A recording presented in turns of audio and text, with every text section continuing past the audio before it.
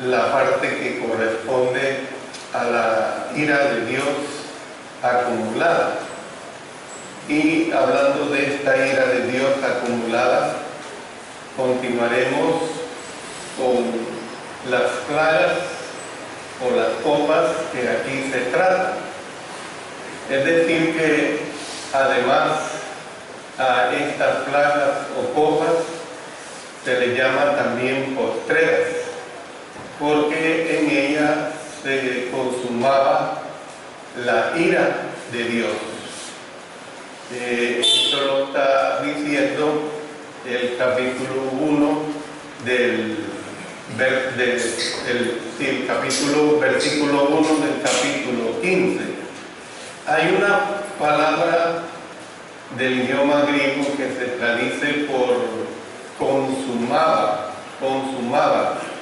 y esta palabra significa colmaba o concluía. Yo creo que todos nosotros en nuestro idioma entendemos muy fácilmente los verbos colmar y el verbo concluir. Es algo que llega al límite, y entonces se refiere pues a lo que ha alcanzado su cumplimiento, o sea, su conclusión, o sea, su madurez. Hoy en estos días, una ilustración que viene al caso es que está por concluirse la madurez de uno de los granos principales que ingerimos diariamente, la madurez del maíz. En 1 o 2 semanas a lo sumo va a llegar a su madurez y vamos a ser bendecidos por la cosecha primera de este año. Entonces, esa madurez la vemos ilustrada como es que Jesús usó esta misma palabra cuando Él, estando en la cruz, expresó la frase consumado es. Consumado es. Lo tenemos ahí plasmado en el Evangelio de Juan, capítulo 19, versículo 30. Por supuesto que esta palabra no indica en ningún momento que todo se haya terminado o que todo se haya acabado, sino que solamente está refiriéndose a lo que está siendo considerado. Ya en las clases anteriores he mencionado que los capítulos 15 y 16 de Apocalipsis, el tema que está bajo consideración es el trato de Dios con el hombre.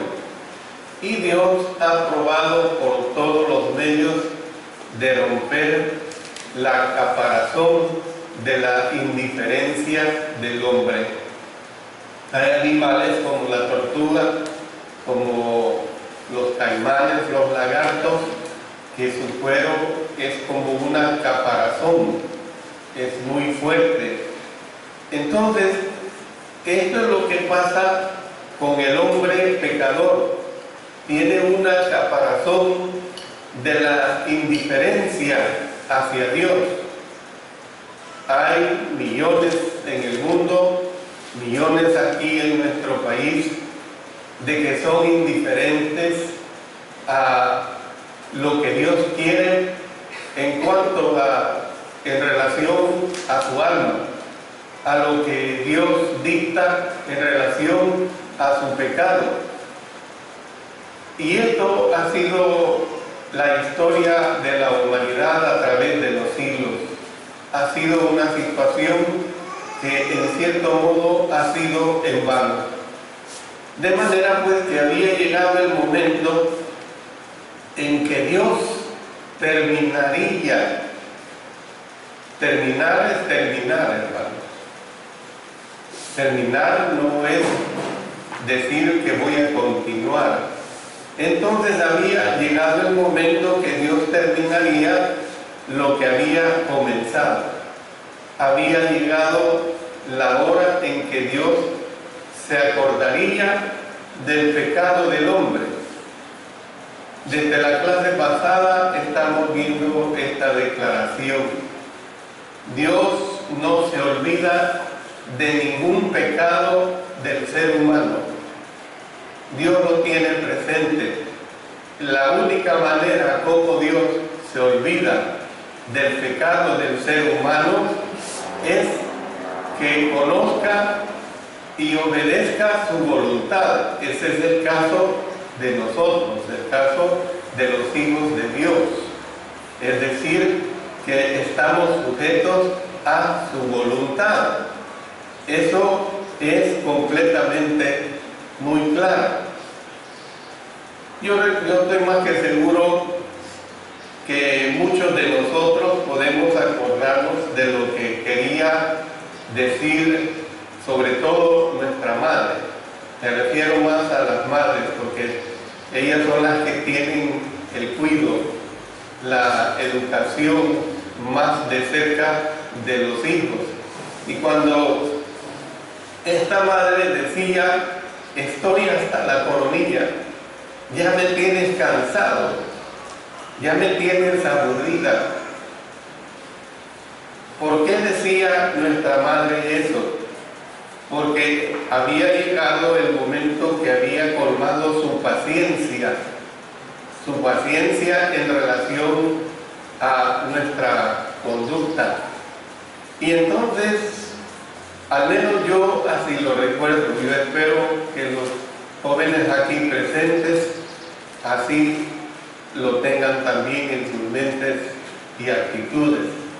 Yo recuerdo que cuando mi madre decía esto, aunque yo siempre he dicho que de los 4 hijos que ella tuvo, yo fui el que menos que hacer le di, pero siempre recibí mis buenas tundas. Cuando ella decía esto, yo sabía que el castigo venía y me lo aplicaba y dolía.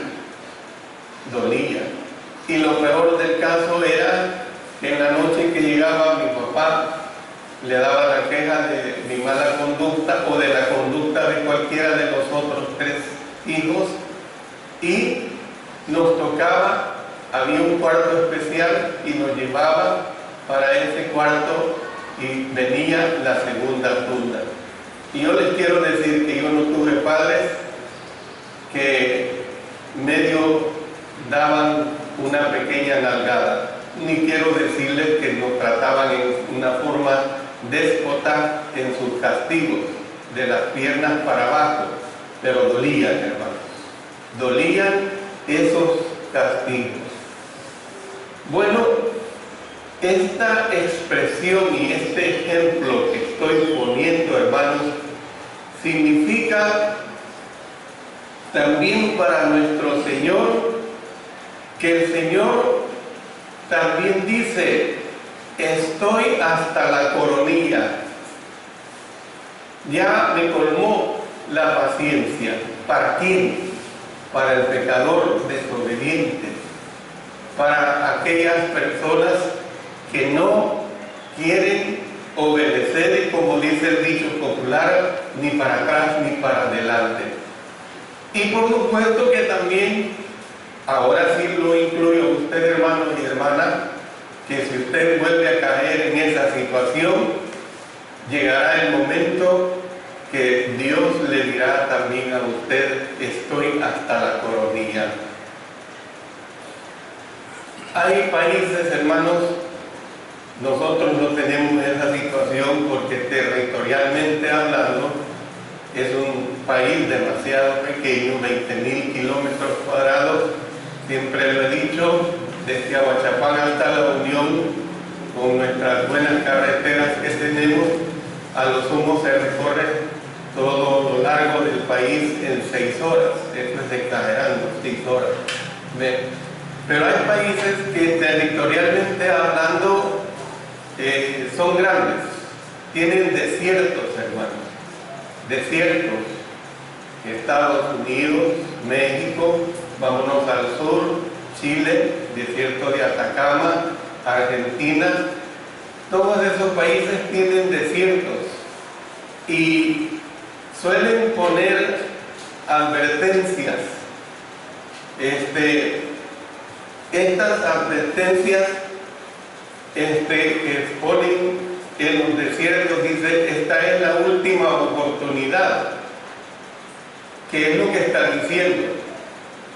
Es la última oportunidad para que usted compre agua. Hay tiendas ahí donde le venden agua. Hay una estación de gasolina donde le venden gasolina. Hay también lugares para que usted compre alimentos. Y es una advertencia pues para prepararse.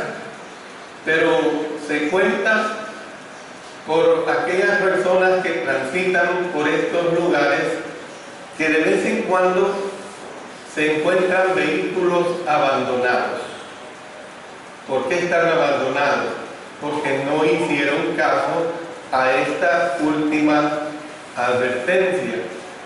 Los conductores no creyeron en las advertencias y por supuesto que los rótulos que fueron erigidos por los hombres para ellos no eran tan verdaderos. Hermanos, esta es la misma situación también en relación a nuestro Dios, que cuando Él dice la última oportunidad, es que Dios exactamente es lo que Él quiere decir. Esta es la última oportunidad. Ojalá que eso no se dé en nosotros, hermanos. Los capítulos 15 y 16 nos ilustran gráficamente esta verdad. Y el apóstol Pablo lo dice también en Gálatas capítulo 6, versículo 7. Miren lo que dice: no os engañéis, Dios no puede ser burlado, pues todo lo que el hombre sembrare, eso también segará. Entonces, ¿qué es lo que vemos, hermanos? Que cuando la ira de Dios sea derramada, los pecadores no tendrán más oportunidad para arrepentirse. Hay una diversidad de evangelistas, de hombres religiosos. Usted sintonice tantas emisoras religiosas que hay hoy en día, de una u otra corriente, o sintonice los programas de televisión y cómo predican esa mentira de una segunda oportunidad. No, es aquí donde tenemos la oportunidad primera y tenemos que aprovechar. Después de muerto no hay segunda oportunidad, porque está establecido que va a venir el juicio de nuestro Señor. Nosotros pues tenemos que entender, hermanos, que este contexto que se escribió aquí del libro de Apocalipsis y de aquella época favorece precisamente la idea que el pasaje en aquel tiempo se estaba refiriendo a la destrucción del Imperio Romano, y fue una realidad que se cumplió, que le vino al Imperio Romano. Eran déspotas, se gozaban con la muerte de los cristianos, se gozaban con la tortura en una forma descomunal. Y hermanos, esto podía ser así porque el punto culminante de las copas lo vemos claramente, que es la caída de Babilonia la Grande. Miren lo que dice el verso 19 del capítulo 16. Y la gran ciudad fue dividida en 3 partes, y las ciudades de las naciones cayeron, y la gran Babilonia vino en memoria. O sea, lo que estamos diciendo, se colmó, la paciencia de nuestro Dios. Vino en memoria delante de Dios para darle el cáliz del vino del ardor de su ira. Nosotros vemos, hermanos, que podemos hacer, sin miedo a equivocarnos, 3 aplicaciones de este capítulo 16. Y menciono estas 3 aplicaciones que son muy importantes. En primer lugar, en la época del apóstol Juan, el capítulo tuvo una aplicación especial y específica al Imperio Romano. Esto no se puede hacer a un lado, fue una realidad. En segundo lugar, el capítulo también expresa claramente que Dios no tolerará por tiempo indefinido la indiferencia ni la desobediencia de nadie. Dios no va a tolerar en ningún momento la indiferencia ni la desobediencia de nadie. Ahora, el ser humano, como tiene libre albedrío, como tiene su propia mente, ¿ve?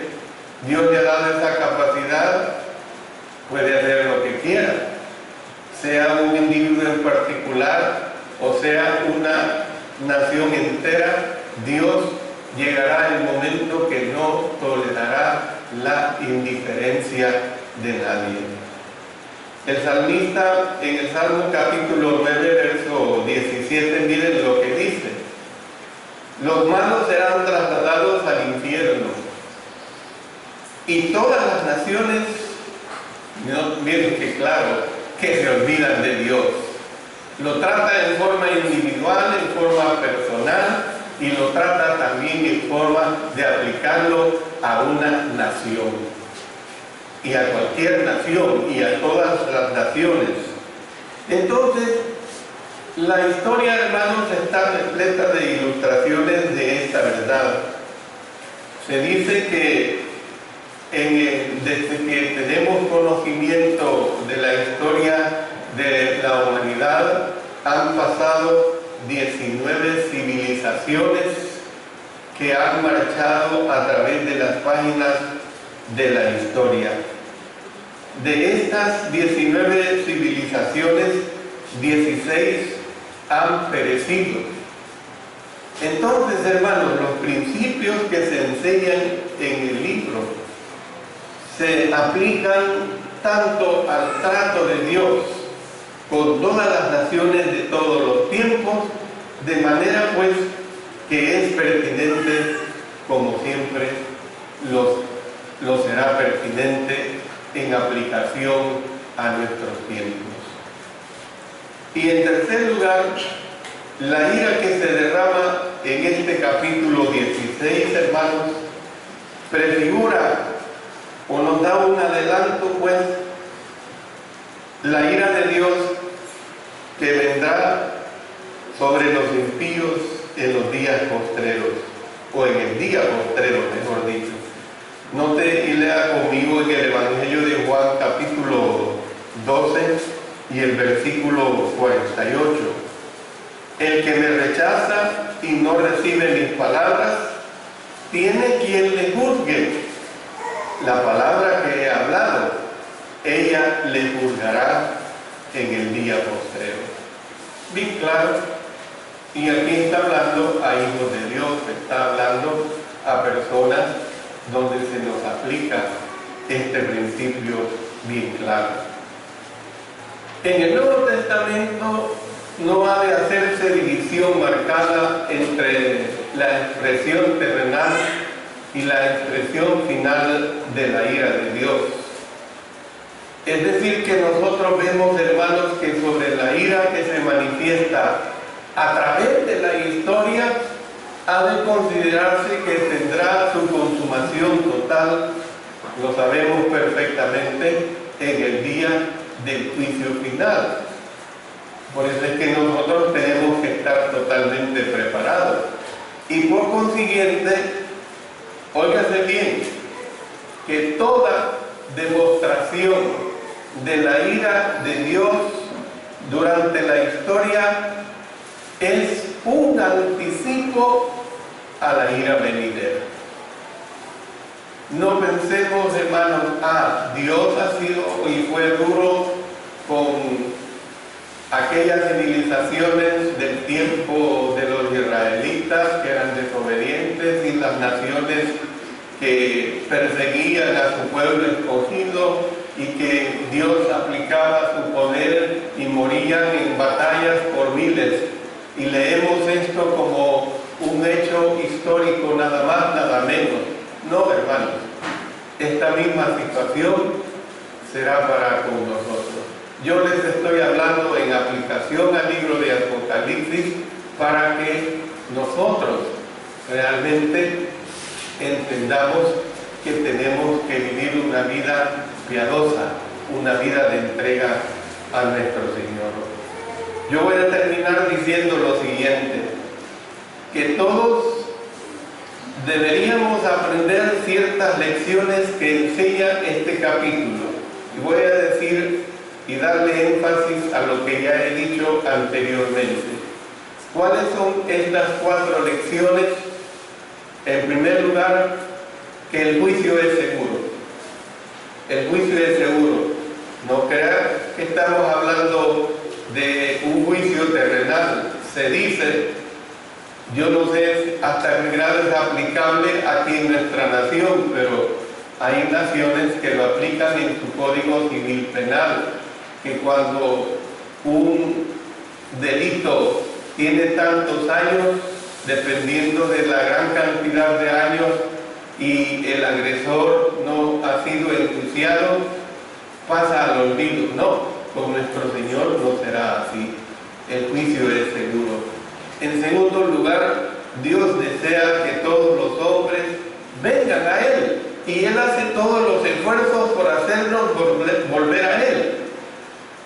Que el hombre no quiere, ese no es problema. Que mi responsabilidad y la responsabilidad de la iglesia es predicar su palabra, esa es una realidad. Que los hombres no quieren obedecer. Miren, tenemos 3 programas radiales con la gran ayuda de nuestro Señor ahora en día, y predicamos y predicamos y predicamos, y la gente es totalmente indiferente. En tercer lugar, si insistimos en rechazar su misericordia, nuestro corazón se va a endurecer. Y así es. La persona que oye y oye y oye y oye y oye uno y tantas lecciones, tantos sermones de la bendita palabra de nuestro Señor y endurece su corazón, vendrá el día del Señor. Vendrá y le dirá a usted, estoy hasta la coronilla. Y por último, si esto llega a ocurrir, no tendremos otra opción más que enfrentar su ira. Cuando esto ocurra, conoceremos la verdad que nos dice Hebreos capítulo 10, 31. Horrenda cosa es caer en manos del Dios vivo. Yo les dejo el mensaje a ustedes, hermanos. Les dejo el mensaje a ustedes, amigos. Si usted quiere venir a Cristo Jesús, obedézcale. Obedézcale creyendo en Él, arrepintiéndose de sus pecados. Y luego, mire, ahí tenemos una pila con suficiente agua para que usted sea sumergido y sea perdonado por esa sangre que Cristo Jesús ya derramó. Nos ponemos en pie, cantamos un himno de invitación. Si alguien quiere obedecer, nosotros con todo gusto les ayudamos.